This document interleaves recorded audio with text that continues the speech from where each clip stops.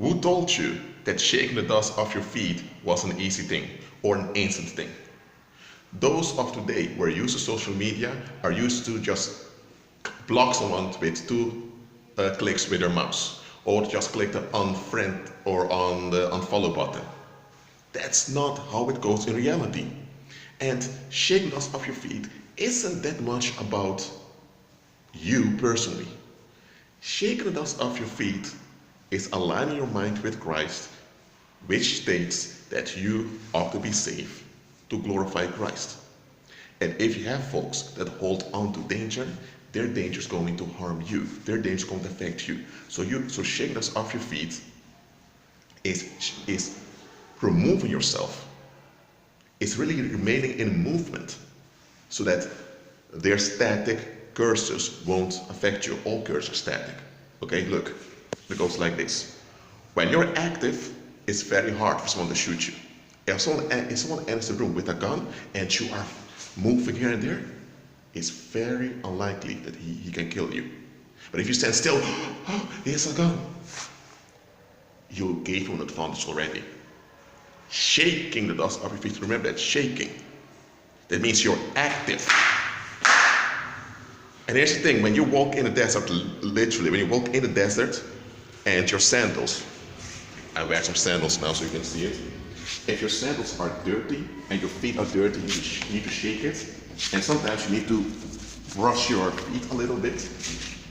And there are times you need to go to a stream of water because some piece of sand will not get off your feet if you just shake it or brush it with your hand. So you're active, and because you're active, the danger can't capture you. That's what shaking the dust off your feet implies. Shaking the dust off your feet has nothing to do with you, that you can't stand people and you want to relief from them. Shaking the dust off your feet has nothing to do with relief seeking. You walk in love towards other people as Christ commands you, and because you walk in love towards them, you also agree that you ought to be safe. I'm talking about you. That means that when they hold on to danger, you agree with Christ by shaking off their influence from you. Now, it depends on the circumstance what you ought to do. When they were framing Christ for danger at Gadara, he just walked away. They were inviting Christ to deal with them.